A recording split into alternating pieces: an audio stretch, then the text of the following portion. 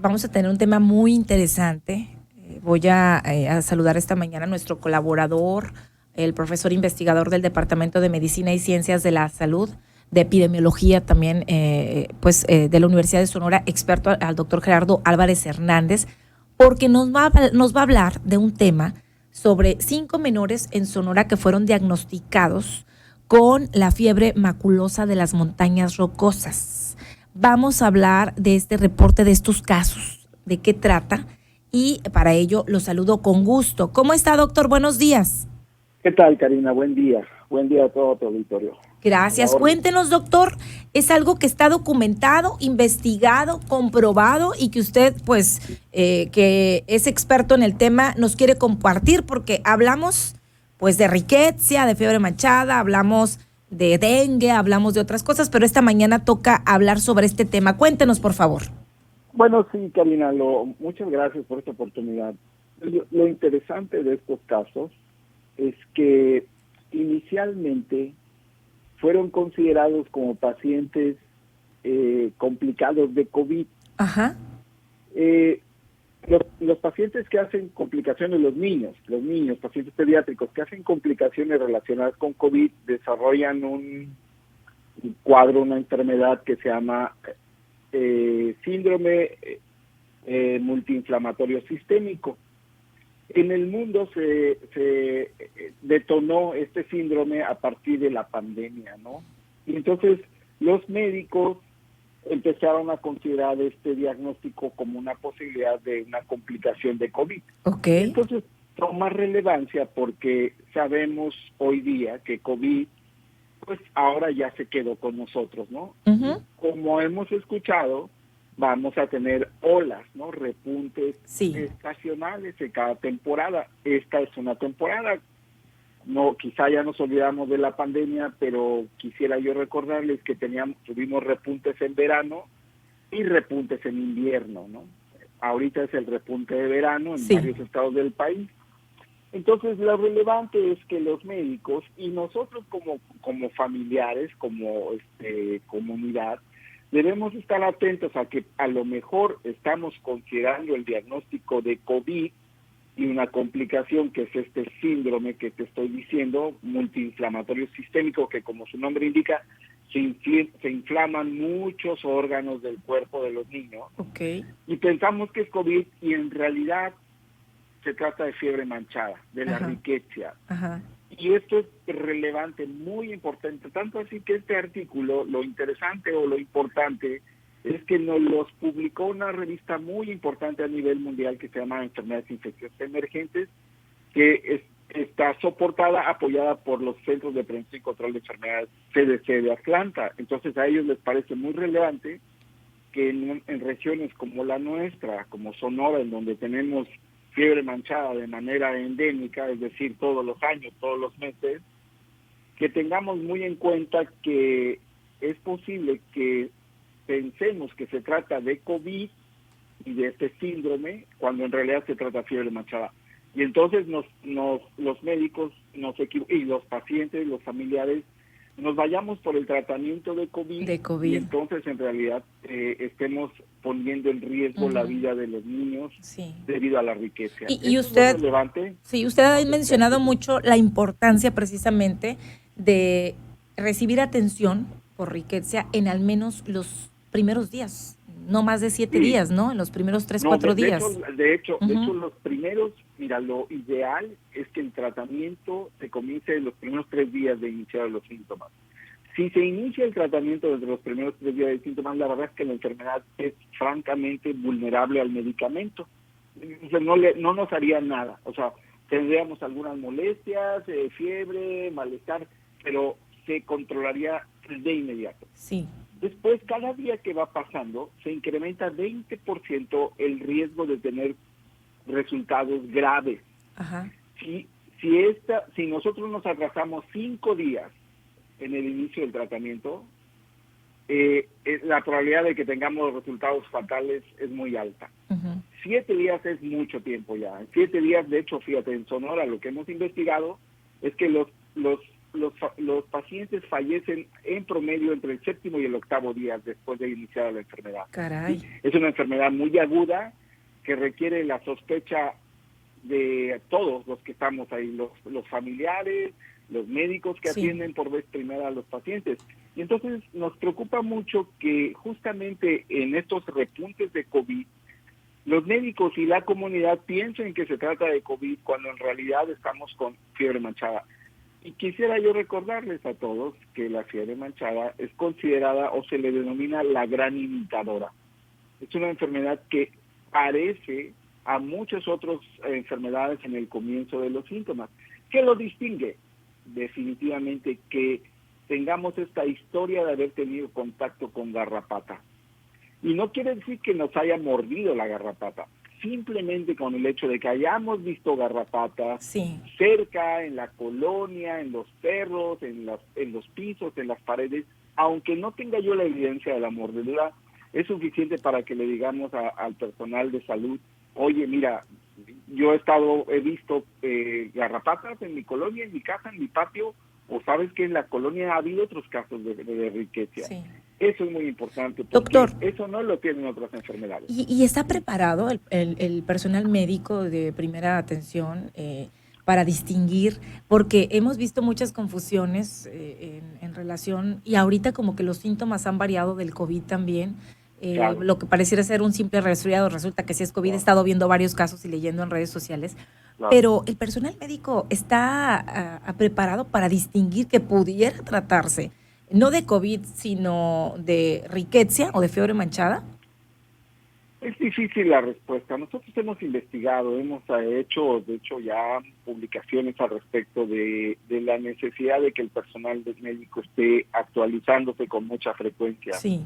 Porque, como te he dicho, antes no teníamos idea de que la fiebre manchada podría parecerse al COVID, por ejemplo. No teníamos idea.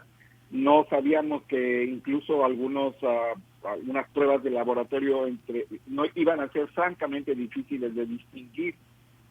Entonces, hoy sabemos con estos niños que haz de cuenta que estás viendo un COVID, ¿no? Se eleva el dímero D, se eleva la ferritina, se elevan cosas que parecieran que son COVID. Entonces, por eso es muy importante. Es difícil la respuesta. Sí. Yo diría que siempre necesitamos estar actualizados el personal médico.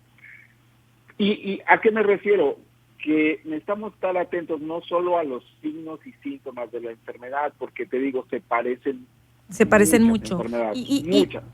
Pero aquí lo que importa mucho es el antecedente epidemiológico. Sí. Siempre he dicho a los familiares: ayuden a los médicos diciéndoles: oiga, doctor, yo tengo perros, oiga, doctor, yo he visto garrapatas, oiga, doctor, en mi colonia o en mi ciudad ha habido casos de riqueza. Porque eso es algo único en México y probablemente en muchas partes del mundo para Sonora, ¿no? Sí, doctor, hábleme de estos 5 casos de estos niños. ¿Fueron documentados, confirmados? ¿De qué fecha a qué fecha? ¿Son entre qué edades? Y sobre todo, ¿cómo se encuentran de estado de salud? Fíjate que es muy importante. Primero, todos los niños sobrevivieron, y eso es muy importante. Todos. Estaban entre los 6 años y los 17 años de edad. Estos pacientes fueron identificados entre 2021 y 2022, ¿no? Esos son el periodo de estudio. Es decir, después de que ya la pandemia se había francamente establecido, ¿no? Te digo, lo importante es que sobrevivieron porque se les dio un manejo hospitalario oportuno. Pero voy a insistir, lo importante es que estos pacientes fueron manejados inicialmente como COVID. Sí. Afortunadamente estaban en un hospital que ha tenido experiencia, como es el Hospital Infantil del Estado de Sonora, con el manejo de pacientes con COVID, con fiebre manchada, perdón. ¿Los 5 niños? Sí, los 5 niños. Los 5 niños fueron atendidos en el Hospital Infantil del Estado de Sonora, que sin duda alguna es un hospital de referencia para el manejo de estos pacientes. Se les inició el tratamiento específico, además de otras medidas de soporte ya de manejo de pacientes graves, ¿no? Sí. Y los niños sobrevivieron, los 5 pacientes. Te digo, es una lección muy importante que el propio Estados Unidos considera como relevante y por eso nos ha publicado estos artículos para que se conozca pues en el mundo, ¿no? ¿Cuándo se publica este artículo, Este doctor? artículo ya se publicó. Este artículo fue publicado hace aproximadamente unas 3 semanas, pero ayer CDC hizo pues la difusión mediante sus redes sociales, lo cual pues por supuesto le da más visibilidad. Sí. Y nos lleva a nosotros a pensar. Yo invito, y gracias, te agradezco mucho, Karina, como siempre bien atenta a las noticias que son relevantes, que no nos olvidemos, tanto los médicos como el personal de salud, como la comunidad, que vamos a tener al mismo tiempo la presencia de COVID y fiebre manchada. Y que en ese momento debemos pensar en ambos padecimientos, porque esto es relevante. Estos pacientes sobrevivieron, porque fueron manejados en hospital. Pero probablemente si hemos tenido otras experiencias que también van a ser publicadas, en donde no tuvieron el mismo resultado, ¿no? Claro. O sea, se coinfectaron, es decir, estuvieron enfermos al mismo tiempo de COVID y de fiebre manchada. Entonces, esta es una situación muy importante para el Estado de Sonora y nuestro personal de salud y la comunidad. Debemos estar siempre atentos a esta posibilidad porque la COVID no se va a ir. No se ha declarado controlada la pandemia, solamente la emergencia global, pero no la pandemia sigue. Y fiebre manchada, pues es un padecimiento endémico que siempre va a estar con nosotros, desafortunadamente por muchas cuestiones en el estado de Sonora, ¿no? Doctor, entonces esto es lo importante. ¿Cuántas enfermedades transmite, la garrapata? Porque es lo mismo este síndrome de fiebre maculosa de las montañas rocosas y la riqueza, o son varias enfermedades que produce la garrapata, además de la riqueza. Bueno, son dos cosas. Primero, en Estados Unidos se llama fiebre maculosa de las montañas rocosas. Ese es el nombre, digamos, que tienen en Estados Unidos. ¿Le dicen síndrome? Como en Brasil se llama fiebre maculosa de Sao Paulo o fiebre maculosa de Brasil. ¿Pero le dicen síndrome? No, déjame decirte. Esta fiebre maculosa de las montañas rocosas es nuestra fiebre manchada por riqueza. En México. Es la misma. Es la que es transmitida por la garrapata. En este caso, en el caso particular de Sonora, por la garrapata café del perro. ¿No? Ahora bien, el síndrome multiinflamatorio sistémico es una enfermedad que es producida por varios agentes, varias causas. La más novedosa, la más relevante al momento, se llama COVID, ¿no? Y es un síndrome específico de los niños. Solamente ocurre en los niños. Ese síndrome, Este síndrome, ¿no? Entonces, ¿multiinflamatorio? Multiinflamatorio sistémico, pero tiene varias causas. Varias causas. Ahora, es muy importante, la garrapata, que no se nos olvide, la garrapata café del perro, la Rhipicephalus sanguineus, es capaz de transmitir no solamente riqueza, puede transmitir otras bacterias y virus. Por ejemplo, virus que producen encefalitis, o puede transmitir bacterias como la Ehrlichia, la Anaplasma, la Babesia. No, la garrapata común del... Qué bueno que esa pregunta. La garrapata café del perro no transmite Lyme. Lyme es por una enfermedad, una garrapata totalmente diferente. Es una garrapata que se llama Ixodes. La garrapata que nos interesa en Sonora se llama Rhipicephalus. No tengo evidencia. Rhipicephalus. Ahí me la escribe, por favor, para grabármela, para estudiarla. Claro que sí. Llámale garrapata café del perro, llamémosla así. Garrapata, porque ese es el nombre común. Ahora bien, es muy importante, yo quiero enfatizar, no tenemos evidencia en ningún estudio científico de que la garrapata transmisora de Lyme se encuentre en el estado de Sonora. No existe esa evidencia. No quiero decir que no hubiera. Se hizo muy famosa, doctor. Los que hemos hecho no hemos encontrado Lyme. No hemos encontrado la garrapata que transmite Lyme. Artistas han mencionado que han presentado y entonces esto se ha hecho así como que... Claro, y es posible. ¿Por qué te voy a decir? Porque hay otras regiones en México que sí tienen la garrapata que transmite Lyme. Se llama Ixodes scapularis. También es cierto, Karina, que si nosotros vamos a visitar algunas regiones en donde esta garrapata es endémica, por ejemplo, el norte de Estados Unidos, el este de Estados Unidos o Europa, es probable, y si vamos a los bosques, es probable que nos adquiramos la enfermedad. Pero debo insistir esto, porque es muy importante este mensaje, porque eso ha llevado a confusiones muy importantes. Debo insistirlo. No existe evidencia de que la garrapata que transmite la enfermedad de Lyme se encuentre en Sonora. Nativamente en Sonora. Eso no quiere decir que no hubiera casos, porque ya dije, si yo viajo a regiones endémicas, pues la traes, ¿verdad? La puedo traer. Puedo traer la enfermedad. La garrapata no, insisto, hemos hecho los estudios y los que han investigado y no hemos encontrado la garrapata Ixodes, ¿no? Doctor, este caso o estos casos que documentaron y que obviamente pues es un proceso de investigación, ¿cuántos investigadores participaron en este caso? Esta investigación está liderada por la Universidad de Sonora, por el Departamento de Medicina, pero también está médicos del Hospital Infantil del Estado de Sonora, por supuesto, médicos de los Centros de Prevención y Control de Enfermedades de Atlanta y personal del Centro Nacional de Prevención y Control de Enfermedades de la Ciudad de México.